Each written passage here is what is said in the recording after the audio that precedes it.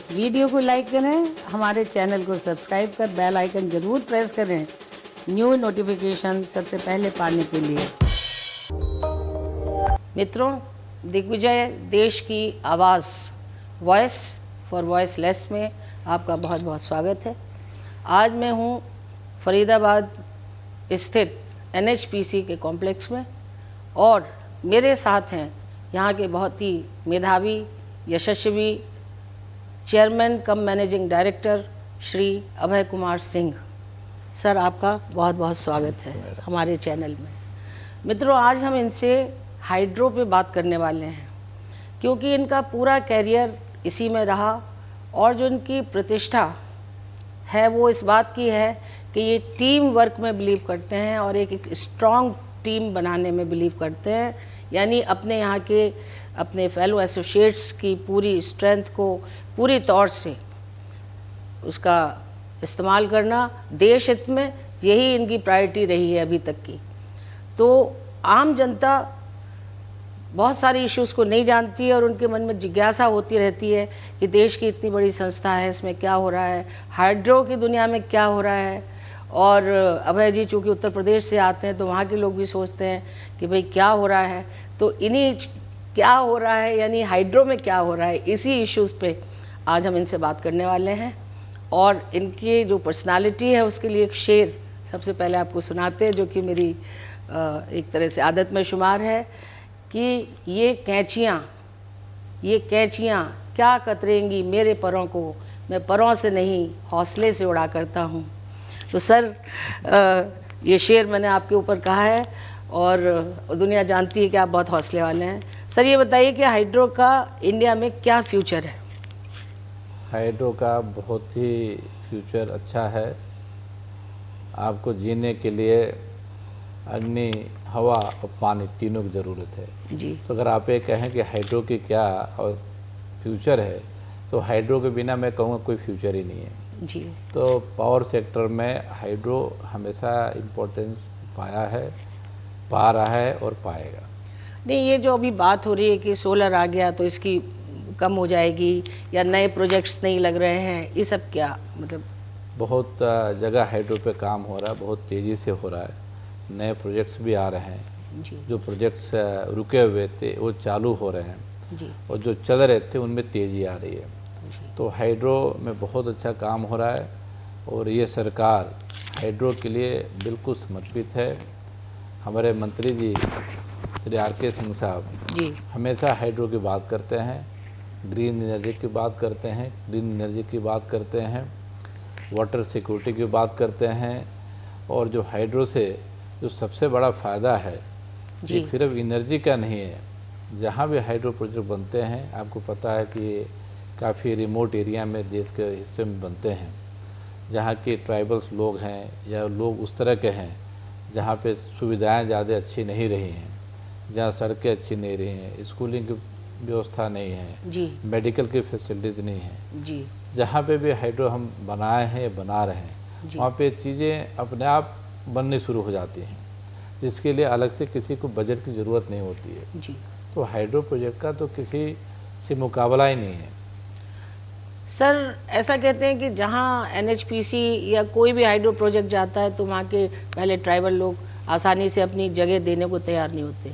सब जगह इस तरह का नहीं है, मिक्स हम कह सकते एक्सपीरियंस रहा है, लोगों को समझाया जाता है और दिक्कतें कहीं कहीं होती हैं बट आपके कार्य क्षमता से, कार्य के शैली से जी। लोगों के बीच में आप किस तरह से मिलते हैं, बातें करते हैं, एक कॉन्फिडेंस आता रहता है और वो आने के बाद चीज़ें बहुत सुधरती हैं। जी। अभी देखिए हम लोग अरुणाचल में प्रोजेक्ट बना रहे हैं 2000 मेगावाट का और काफ़ी अच्छा साथ मिल रहा है। इस समय 7000 से ज़्यादा लोग काम कर रहे हैं, मैक्सिमम लोग उसी एरिया से असम और अरुणाचल से हैं, पूरा सहयोग करते हैं, हम लोग जाते हैं मिलते हैं। अभी मैं गया था वहाँ पे गांव बूढ़ा कहा जाता है जी। जो काफ़ी बुजुर्ग थे, वो स्पेशली मेरे से मिलने आए। वो कहा साहब मैं अपने आँखों के सामने सुबांसरी से बिजली देखना चाहता हूँ, दिवांग प्रोजेक्ट चलते देखना चाहता हूँ। तो ये इस तरह के लोग भी हैं वहाँ पे जो हमको आगे हौसला बढ़ाते मदद करते हैं और हर जगह, चाहे आप हाइड्रो की क्यों बात करते हैं, अब हाईवे बनाइए वहाँ समस्या है, तो कुछ डिसग्रंटेड लोग हर जगह हैं, जी हर समाज में हैं, जी तो उनका अपना काम होता है, लेकिन अब अच्छा काम करते रहें, वो चीज़ें यश ज़्यादा फैलती हैं, उसका फ़ायदा मिलता है। और अगर ऐसा नहीं होता तो हम देश के कोने कोने में 22 पावर स्टेशन चला रहे हाइड्रो के, 22 चल रहे हैं इस समय, और 6 पे बहुत एक्टिव काम चल रहा है, जो कि ऑल बिलोंग्स टू NHPC। हाँ, NHPC जो है हम अपनी ही बात कर रहे हैं जी इसमें। कश्मीर JNK में है, हिमाचल में है, जी हमारे अरुणाचल आसाम में है, सिक्किम में है, जी। तो सब जगह काम चल रहे हैं। तो ये लोगों को सहयोग से चल रहा है। जी। और आपको पता है कि जो लोकल के लोग हैं 70-80% से ज़्यादा लोकल के ही लोग प्रोजेक्ट परियोजनाओं में काम करते हैं, और उन्हीं के कारण हमारी परियोजनाएं चल रही हैं। ये कहना कि लोग साथ नहीं देते, साथ बिल्कुल देते हैं, मदद करते हैं, और हम एक दूसरे के साथ मिलकर काम करते हैं। आप का स्टाफ जाता है ऐसे केसेस में, या आप स्वयं भी जाते हैं? नहीं, हम लोगों का बड़ा सिस्टम मॉनिटरिंग का, तो जी। उसमें सारे लोग जाते हैं, जी। अलग अलग टीम है, डिजाइन टीम है, मॉनिटरिंग टीम है, कुछ और इशूज़ हैं उसके लिए कमेटियां जाती हैं, जी हमारे डायरेक्टर्स साहब लोग जाते हैं जी परियोजना को गति देने के लिए। मैं खुद भी जाता हूँ, जी उनके लिए जो समस्याएं होती हैं वो देखी जाती हैं, उसको दूर की जाती हैं, उनके मॉरल बूस्टिंग की जाती है। जैसे आपको पता है कि सब बहुत रिमोट एरिया में रहते हैं, जी वहाँ पे सुविधाओं की कमी होती है, तो कमी के बीच में उनको और क्या सुविधा हो सके, उनकी कैसे मॉरल बूस्टिंग, क्या समस्याएं हैं, हम लोग वहीं जाकर के वहीं दूर करते हैं। तो बहुत सारे सिस्टम हैं देखने के लिए, मंत्रालय से भी लोग जाते हैं, विजिट करते हैं। तो ये चीज़ें हम सब मिलजुल करके आते जाते देख के काम करते हैं। परियोजनाएँ सिर्फ शुरू कर देने से नहीं ख़त्म होती हैं, बहुत मेहनत करना पड़ता है उसके लिए। यानी लोकल लोगों को रोज़गार का मतलब ये नहीं है कि आपको सरकारी नौकरी मिल गई। जी रोज़गार का यह है कि जो प्रोजेक्ट चलते हैं, जैसे बताया अभी, हमारे जितने कंस्ट्रक्शन प्रोजेक्ट चल रहे हैं देश में, करीब करीब 20,000 लोग उस पर काम कर रहे हैं। तो 20,000 लोगों को डेली वेजेज में, स्किल्ड में, सेमी स्किल्ड में, एक्सपर्ट्स में, हर तरह की चीज़ें हैं। फिर उतने लोगों का वहाँ पे रहना, खाना पीना, फिर उनके लिए भी जो रोज़गार दूसरे तरीके से अगर मिलता है, कोई राशन की दुकान खोल के बैठा है, कोई होटल खोल के बैठा है, हाँ, कोई टैक्सी वाला है, फैसिलिटेटर्स, कोई कपड़े वाला है, कोई तरह तरह की दुकान खोल के बैठा है, डॉक्टर्स बैठे हैं। तो देखिए कि आप प्रोजेक्ट एक चल रहा है, कुछ लोग सीधे जुड़े हुए हैं जो काम पे लगे हैं, बट उनको सपोर्ट के लिए कुछ पीछे भी उतने ही लोग हैं। तो ये सारी की सारी इकोनॉमिक जो वहाँ की होती है चेंज होती है और उनको फ़ायदा मिलता है। तो बिल्कुल लोकल के लोगों से बेनिफिट होती है। सर, जो आपके सक्सेसफुल प्रोजेक्ट्स हैं उनमें आप किन को गिनना चाहेंगे?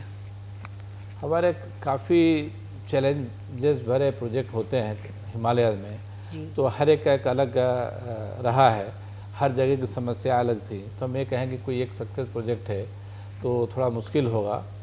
हमारे कहीं पे -20 डिग्री टेम्परेचर, -25 बजे काम करते हैं, कहीं पे रास्ते नहीं होते, कहीं फ्लड बहुत ज़्यादा है, तो हर तरह के चैलेंजेस हैं। कहीं रिमोटनेस इस तरह की होती है आप पहुंच नहीं सकते हैं, उसके बावजूद भी परियोजनाएं बनी हैं।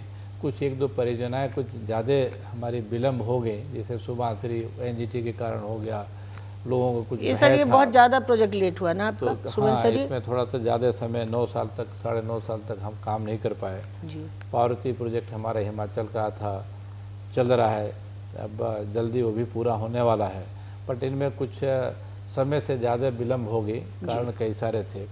अदरवाइज हाइड्रो में हम लोग बाकी जो प्रोजेक्ट बना है बहुत अच्छा बना है और अच्छा जनरेशन हो रहा है, अच्छी प्रॉफिट दे रही है और हर कोई खुश है लोकल एरिया में जो काम करते हैं। सर, प्रधानमंत्री जी का क्या एटीट्यूड है और आपके जो प्रेजेंट में मंत्री श्री हैं उनका किस तरह का एटीट्यूड है? एनकरेजिंग है या वो और दूसरी विधाओं को बढ़ा रहे हैं? अब हाइड्रो के लिए बहुत ही पॉजिटिव है, शायद इतना कभी सपोर्ट नहीं रहा, जी सरकार भी सपोर्ट मिला है जी। और मैं जैसे बताया कि इसी पीरियड में अगर आप देखें तो हमने कश्मीर में कीरू शुरू किया, पकलदुल शुरू किया, रतले बस शुरू होने जा रहा है जी। हमने कुछ और नए प्रोजेक्ट कश्मीर में लिए हैं जी।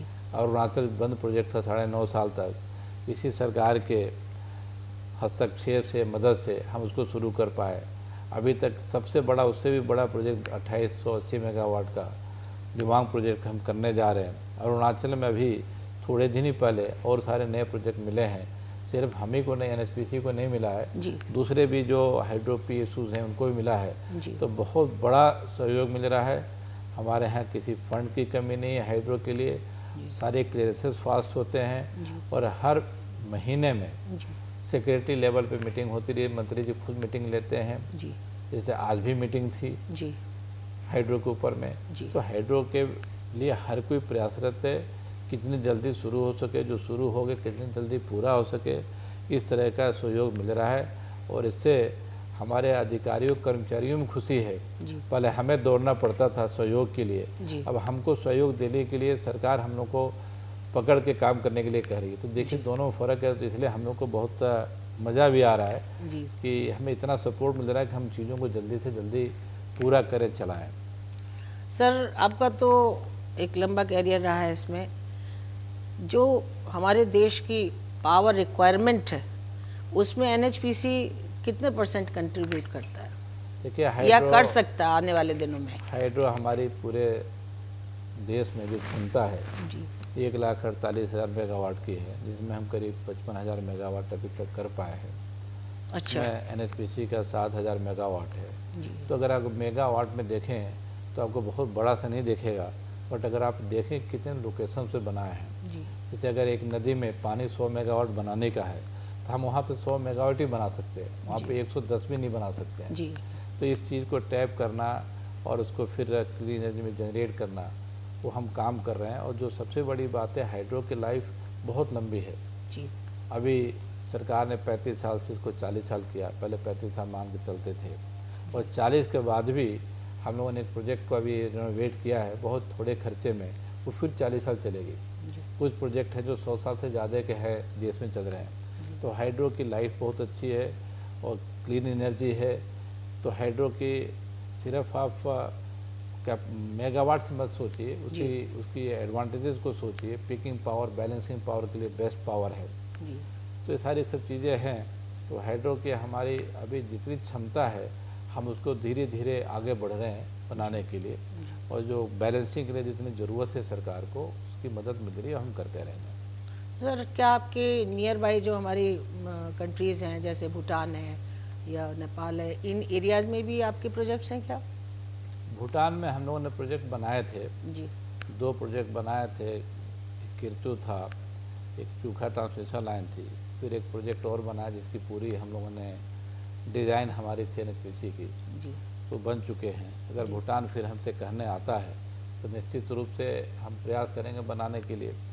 हमारे यहाँ इंडिया में ही बहुत बड़ा पोटेंशियल है जिसको हमको हार्नेस करना, उस पर हम लोग काम कर रहे हैं। जी नेपाल के साथ भी कुछ बातचीत चल रही है, क्योंकि नेपाल के बॉर्डर एरिया में एनएचपीसी ने पहले भी काम किया हुआ है। एक जी। टनकपुर प्रोजेक्ट है, एक धारचूला है जो बिल्कुल नेपाल बॉर्डर पे है। जी जी तो हम वहाँ पे हमारी बातचीत चल रही है, और संभव हुआ तो हम नेपाल में भी हाइड्रो प्रोजेक्ट बनाएंगे। जी।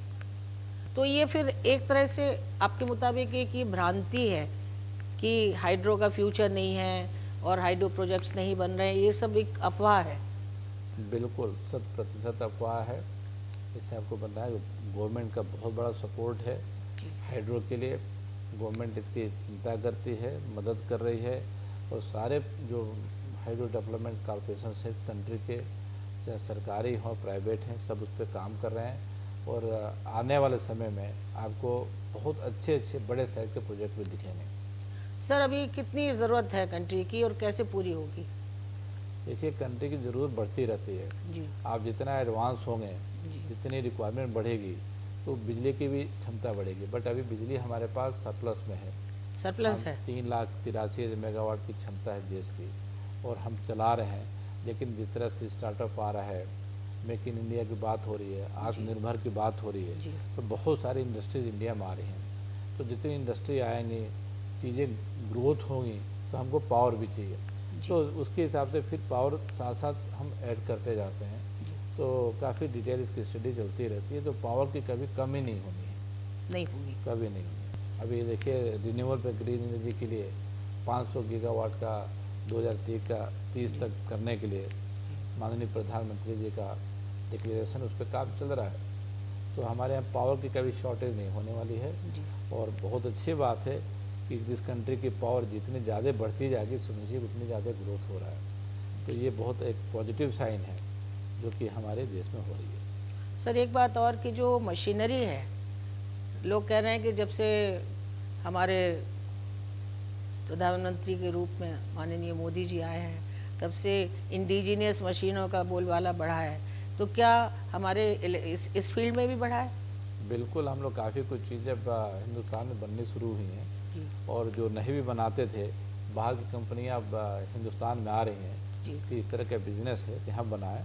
ये तो बहुत एक अच्छी बात है, खुशी की बात है, लोग कर रहे हैं। एनएचपीसी देश का एक बहुत ही बड़ा संस्थान है, मिनी रत्ना है, फिर भी इसकी प्रोग्रेस बहुत। तो एक सीएमडी के तौर पे तो आप सब कुछ अपनी डिटेल्स देंगे कि इस साल कितना बिजनेस रहा आपका और कितना आपने मिनिस्ट्री को चेक दिया? देखिए, हम लोगों का करीब 3500 करोड़ का तो प्रॉफिट होती है जी। और हम करीब जो डिविडेंड पे करते हैं जी। क्योंकि हम पब्लिक इशू भी मेरा है जी। तो रफली करीब 1500-1600 करोड़ हम देते हैं। जी। और 10,000 करोड़ तक का हमको खर्चा करने की हमारे पास क्षमता है। जी। जो अलग अलग परियोजनाओं में हम पैसे लगाते हैं तो उसमें कोई समस्या नहीं है। हमारा कलेक्शन में करीब करीब 10,000 करोड़ रेवेन्यू से होता है। जी। रेवेन्यू प्लस और भी कुछ तरह के जो प्रॉफिट्स हैं, तो कॉर्पोरेशन की फाइनेंशियल कंडीशन बहुत ही अच्छी है और ये दिन प्रतिदिन और अच्छी होती जाएगी। हमारी सुभाषिरी प्रोजेक्ट हम पूरी कोशिश कर रहे हैं कि अगस्त 22 में पूरा करें। तो बीच बीच में कोविड की कुछ असर होने से एक चिंता बनी रहती है, लेकिन बहुत जोश के साथ लोग काम कर रहे हैं। और उसके आने के बाद हमारी प्रॉफिट भी 3,500 से 5,000 करोड़ तक हम पहुंचने की क्षमता रखते हैं। तो आने वाला भविष्य एनएचपीसी के लिए बहुत अच्छा है। जो प्रोजेक्ट चल रहे हैं उनके कमीशन होने से नए प्रोजेक्ट पाइपलाइन में हैं और सारे 10 सालों में हमको बहुत चेंज एनएचपीसी नज़र आएगा, डबल साइज की एनएचपीसी नज़र आएगी। आपका कहना ये है कि फाइनेंशियली ये कंपनी स्ट्रांग है? बिल्कुल। और प्रोग्रेस कर रही है? बिल्कुल। तो मैं आपसे ये लास्ट मेरा क्वेश्चन यही है कि सीएमडी के तौर पे नहीं, केवल उत्तर प्रदेश के एक नागरिक होने के नाते या इस देश के एक नागरिक होने के नाते या सिर्फ एक इंजीनियर होने के नाते आपको क्या लगता है जो प्रेजेंट रिजीम है, हमारी लीडरशिप है, वो क्या देश को मोटिवेट कर पा रही सही दिशा में? लोग उत्साहित हैं और अपनी जिम्मेदारी रिस्पॉन्सिबिलिटी महसूस कर रहे हैं? इतना जो अच्छा कार्य हो रहा है, जो तब से आपको बता रहा हूँ कि क्यों हो पा रहा है जी। तभी तो हो रहा है कि सरकार इस चीज़ को मोटिवेट कर रही है, मॉनिटरिंग कर रही है, सपोर्ट कर रही है जी। और फ्रीडम दी हुई है। सबसे बड़ी बात है, बहुत बड़ा फ्रीडम है जी। कोई इंटरफेरेंस नहीं आपके काम में। जी। जो पहले बड़ी हमने देखा था, हम तो 35 साल इस कॉर्पोरेशन में हो गया, हर काम के लिए बहुत इंटरफेरेंस होती थी मिनिस्ट्री की। अभी तो कोई नहीं, तो हमको सिर्फ सपोर्ट के लिए इंटरफेयर करते हैं कि आपको क्या सपोर्ट चाहिए। कितना बड़ा मोटिवेशन कहाँ से आ सकता है, ये सरकार दे रही है, तो we must be thankful to the government. Sir, आप सुना है आपने हिंदी को बड़ा बढ़ावा दिया है, क्या किया आपने अपनी मातृभाषा को सम्मान देने के लिए? हमारी मातृभाषा है, हम सबसे बात करते हैं, अपने मन की बात अपनी भाषा में ज़्यादा अच्छे से आप कर सकते हैं, ज़्यादा अच्छे से आप उसको कम्युनिकेट कर सकते हैं। तो हम लोग प्रयास यही करते हैं कि भी एक भारत सरकार का लक्ष्य है कि हम अधिक से अधिक हिंदी में काम करें। तो हमें हिंदी में कुछ प्राइजेज भी मिलते रहते हैं और सारे लोग हिंदी में आप देखेंगे काम करते नज़र आएंगे, बात करते नज़र आएंगे। और हम तो जितने रिमोट में जाते हैं वहाँ लोग ज़्यादा अच्छी हिंदी बोलते हैं। पर अरुणाचल चले जाइए, देखिए कितनी अच्छी लोग हिंदी में बात करते हैं। कश्मीर चले जाइए, हम लोग उड़ीसा जाते हैं, केरल जाते हैं, वहाँ लोग बहुत अच्छी हिंदी बोलते हैं, तो मन खुश होता है कि एक भाषा अपने आप इतनी अच्छी बोली जा रही है। तो हम लोग अपने तरीके से जो सरकार का अधिनियम है उसके तहत काम कर रहे हैं, कभी काम किया जाए उसकी सराहना भी होती है और हिंदी में अच्छा कार्य हो रहा है। आप हमारे प्रोजेक्ट में जाके देखिए कभी, कितने अच्छे लोग कितने उत्साह से काम कर रहे हैं। तो लोगों के भ्रम दूर हो जाएंगे कि हाइड्रो में मदद नहीं हो रही। हाइड्रो में बहुत मदद हो रही। मैं तो शायद ये कहूँगा, हाइड्रो के लिए जब से देश आज़ाद हुआ इससे बढ़िया स्वर्णिम काल कोई नहीं आया होगा जी। तो ये लोग मन में ना रखें कि हाइड्रो के प्रति उदासीनता है। इसमें बहुत ही जोश है, अभी सपोर्ट है, दोनों है। Thank you. मित्रों, ये हैं अभय कुमार सिंह, CMD NHPC, जो बड़े ही सहृदय व्यक्ति हैं और उन्होंने बड़ी अच्छी बातें बताई हैं। हिंदी के प्रेमी हैं। कोई स्पीच सुनी होगी माननीय अमित शाह जी की, उस पर ही इनका दिल बाग बाग हो रहा है। कह रहे हैं वाह अमित जी, गुजराती होते हुए इतनी शानदार हिंदी, और उसको अपने पेज पे भी लगाया। तो ऐसे हिंदी के प्रति इनका समर्पण है, प्रेम है। और सरकार आपके द्वार, पहले सारे CMD बड़े बड़े बस्ता टांग के पावर मिनिस्ट्री में दौड़ लगाते थे। अब ये कह रहे हैं कि सेक्रेटरी खुद ही पूछता है कि भाई क्या हुआ, क्या प्रॉब्लम है, क्या सपोर्ट चाहिए। तो ये जो बदलाव है उधर और इधर का, इससे देश में क्रांतिकारी परिवर्तन हो रहे हैं। जो अभी 2-4 साल ही हुए हैं, आने वाले दिनों में इसके बृहद रूप में ये सब परिवर्तन आपको दिखाई देंगे। और एक जो अंधकार था मेरे स्वयं के मन में भी था, क्योंकि मैंने भी सुना था कि हाइड्रो में नई अब प्रोजेक्ट्स नहीं लग रहे हैं, नया कुछ नहीं हो रहा है, और सरकार का इस तरफ ध्यान नहीं है। सरकार का ध्यान केवल सोलर पर है या दूसरी एनर्जीज़ पे है। तो आपने आज सारी धुंध हटा दी है। हाइड्रो सेक्टर स्ट्रांग है और 7,000 तक वो कंट्रीब्यूट करता है, और आगे इसकी कैपेसिटी बढ़ने वाली है। तो दोस्तों, ये बहुत बड़ा विषय है। एक इंटरव्यू में अभय जी को कंप्लीट नहीं किया जा सकता। सिवाय एक आखिरी बात कहकर आज के इंटरव्यू को विराम देती हूँ कि जब से ये आए हैं अवार्ड रखने की जगह नहीं मिल रही है। अब पता नहीं, मुझे तो लगता है कुछ सेटिंग है, क्योंकि सारे अवार्ड्स इन्हीं को क्यों मिल रहे हैं। ये सोचने की बात है। आप भी फाइंड आउट करना, मैं भी करूँगी। मित्रों, आज के लिए बस इतना ही। मिलते हैं फिर एक और नई शख्सियत के साथ। तब तक के लिए कैमरामैन सुनील गौतम के साथ मधु श्रीवास्तव का नमस्कार। सर नमस्कार, थैंक यू।